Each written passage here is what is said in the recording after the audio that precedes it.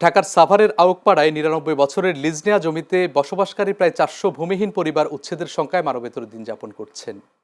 ভুক্তভোগীদের অভিযোগ, স্থানীয় কিছু প্রভাবশালী ব্যক্তি জোরপূর্বক জমি দখলের উদ্দেশ্যে ধারাবাহিকভাবে হামলা, ভাঙচুর ও ভয়ভীতি প্রদর্শন করছে। এসব ঘটনায় নারীসহ বেশ কয়েকজন আহত হয়ে বিভিন্ন হাসপাতালে চিকিৎসাধীন রয়েছেন। ক্ষতিগ্রস্ত পরিবারগুলোর দাবি, তারা ন্যাশনাল প্লাজা বহুমুখী সমবায় সমিতির মাধ্যমে বৈধভাবে জমির লিজ নিয়ে দীর্ঘদিন ধরে বসবাস করছেন। নিয়মিত খাজনা ও অন্যান্য সরকারি ফি পরিশোধ করা হলেও এখন তাদের উচ্ছেদের চেষ্টা চালানো হচ্ছে। স্থানীয়রা বলছেন, এ নিয়ে গত কয়েকদিন ধরে এলাকায় দফায় দফায় সংঘর্ষের ঘটনা ঘটেছে। হামলাকারীরা বসতঘরে ভাঙচুর চালানোর পাশাপাশি নারীদের নির্যাতন করছে বলেও অভিযোগ উঠেছে। একাধিকবার প্রশাসনের বিভিন্ন দপ্তরে অভিযোগ দেওয়া হলেও কার্যকর কোনো পদক্ষেপ নেওয়া হয়নি বলে দাবি তাদের। বড় ধরনের সহিংসতার আশঙ্কা করছেন তারা।